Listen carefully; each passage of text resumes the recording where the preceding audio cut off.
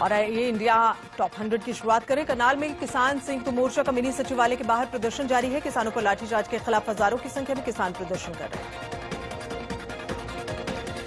प्रशासन से बातचीत फेल होने के बाद किसान धरने पर बैठे हैं। करनाल समेत 5 जिलों में आज भी रात 12 बजे तक इंटरनेट सेवा बंद। किसानों के घेराव को देखते हुए सरकार ने इंटरनेट और मैसेज सर्विस पर रात 12 बजे तक रोक लगा दी है।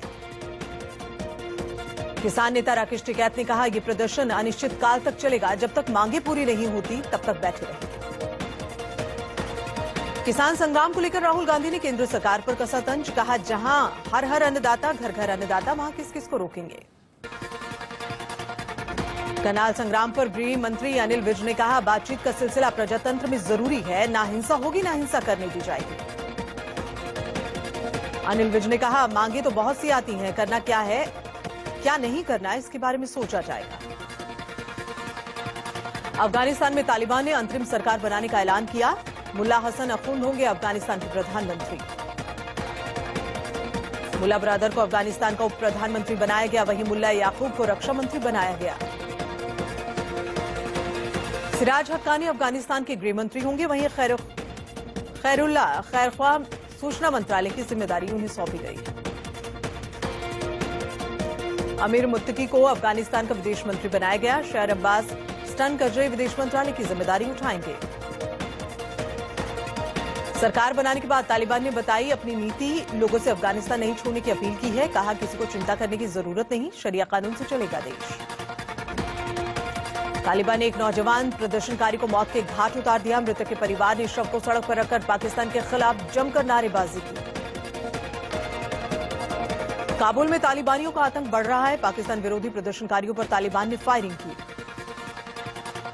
केंद्रीय मंत्री धर्मेंद्र प्रधान को भाजपा ने उत्तर प्रदेश विधानसभा चुनावों का प्रभारी बनाया। राज्यपाल बेबी रानी मौर्य ने राष्ट्रपति को अपना इस्तीफा सौंपा। 3 साल का कार्यकाल पूरा होने के बाद ये इस्तीफा दिया गया। भाजपा ने केंद्रीय मंत्री गजेंद्र सिंह शेखावत को पंजाब और प्रहलाद जोशी को उत्तराखंड विधानसभा चुनावों का प्रभारी नियुक्त किया। केंद्रीय मंत्री भूपेंद्र यादव मणिपुर विधानसभा चुनावों के भाजपा प्रभारी होंगे। देवेंद्र फडणवीस को गोवा का चुनावी प्रभारी बनाया गया। प्रियंका गांधी 10 सितंबर को लखनऊ दौरे पर जाएंगी। यूपी में आगामी विधानसभा चुनावों के लिए जनसभाएं करेंगी। यूपी चुनाव से पहले मायावती ने बड़ा ऐलान किया। कहा, बीएसपी की सरकार बनी तो कृषि कानूनों को रद्द कर दिया जाएगा। एआईएमआईएम के अयोध्या प्रभारी इंजीनियर इरफान का विवादित बयान। कहा, बाबरी के नीचे नहीं था कोई मंदिर, बाबरी हमारे दिलों में जिंदा है।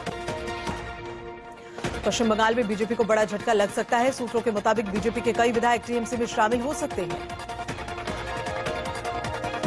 पश्चिम बंगाल की सीएम ममता बनर्जी आज से भवानीपुर में उपचुनाव प्रचार कर रही हैं। टीएमसी ने उपचुनाव के लिए ममता बनर्जी, अभिषेक बनर्जी, पार्थ चटर्जी, सौगात राय को स्टार प्रचारक बनाया। बेटियों को मिला एक और अधिकार, अब लड़कियां भी दे सकेंगी एनडीए की परीक्षा। केंद्र ने बताया इसे एक ऐतिहासिक फैसला। पीएम मोदी 14 सितंबर को अलीगढ़ दौरे पर जाएंगे। PM Mahendra Pratap Singh state university का शिलान्यास करेंगे। बीजेपी के नेता शुभेंदु अधिकारी दिल्ली आए हुए हैं और आज उनकी मुलाकात गृह मंत्री अमित शाह से हो सकती है।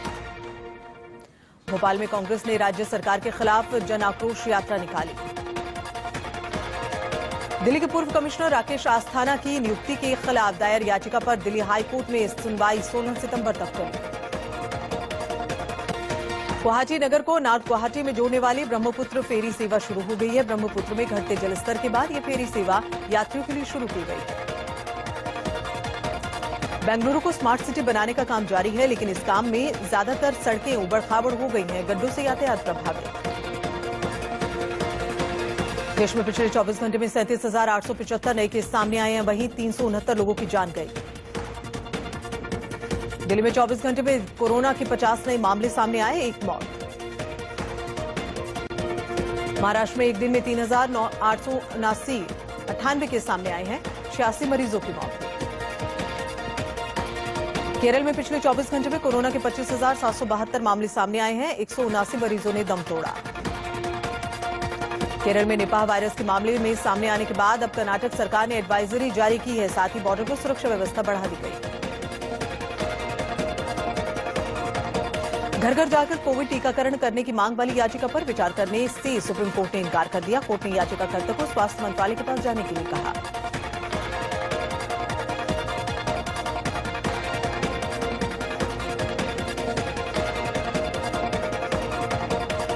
महाराष्ट्र के स्वास्थ्य मंत्री का बयान, कहा कोरोना की तीसरी लहर कई चुनावों में आ चुकी है, गणेश उत्सव घर पर ही मनाने की अपील। दुनिया में अभी तक 22 करोड़ 25 लाख से ज्यादा कोरोना के मामले सामने आए हैं। अभी तक कोरोना से 45 लाख से ज्यादा लोगों की जान गई। यूपी के इटावा में पुलिस को मिली बड़ी कामयाबी। पुलिस ने ढाबे पर छापा मारकर 1,50,000 लीटर डीजल बरामद किया। मौके से 15 लोगों को गिरफ्तार किया। यूपी के अमेठी में मकान की दीवार गिरने से बड़ा हादसा हुआ। हादसे में 3 बच्चों की मौत, 2 बच्चे गंभीर रूप से घायल। एमपी के छिंदवाड़ा में धारा 144 के बावजूद गोटमार खेल का आयोजन किया गया। इस खूनी खेल में 38 लोग घायल हुए हैं, जिनका इलाज अस्पताल में चल रहा है। आगरा पुलिस ने झोलाछाप डॉक्टर्स के क्लिनिक्स पर कार्रवाई की है। यहां स्वास्थ्य विभाग ने 2 क्लिनिक पर ताला लगा दिया। अमेरिका में पाकिस्तान की पूर्व राजदूत रही सैयदा आबिदा हुसैन ने कहा कि अमेरिका को ना तो अफगानिस्तान की परवाह है और ना ही पाकिस्तान की जरूरत। पाकिस्तान 2023 में उन्नत 5G सर्विस शुरू करने जा रहा है और इसकी योजना बना रहा है। पाकिस्तान के दूरसंचार उद्योग में $1.02 अरब का विदेशी निवेश हुआ। हाईकोर्ट चिटफंड मामले में सीबीआई ने उद्योग मंत्री पार्थ चटर्जी को नोटिस जारी किया है। 13 सितंबर को पेश होने को कहा। एक्टर वरुण धवन के विज्ञापन को लेकर अमूल माचो और लक्स इंडस्ट्रीज के बीच विवाद चल रहा है। अमूल माचो ने लक्स इंडस्ट्रीज पर विज्ञापन की नकल करने का आरोप लगाया। श्रीलंका ने तीसरे वनडे में साउथ अफ्रीका को हराकर वनडे सीरीज अपने नाम कर लिया। आखिरी मैच में साउथ अफ्रीका को 78 रन से हराया। घरेलू बाजार में सोने में गिरावट जारी। गिरावट के बाद सोना 47,406 रुपए प्रति 10 ग्राम हुआ। चांदी की कीमत में भी गिरावट आई। चांदी 65,208 रुपए प्रति किलोग्राम हुआ। आईसीसी रैंकिंग में भारत की युवा स्टार शेफाली वर्मा का महिला T20 बल्लेबाजों में शीर्ष स्थान। स्मृति मंधाना टॉप 3 में बरकरार।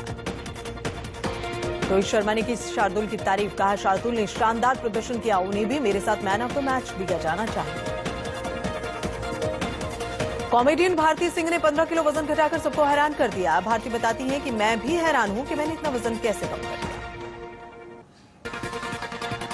बॉलीवुड अभिनेत्री आलिया भट्ट की अपकमिंग फिल्म डार्लिंग्स की शूटिंग पूरी हुई है। जश्न मनाते हुए सोशल मीडिया पर शेयर की तस्वीर।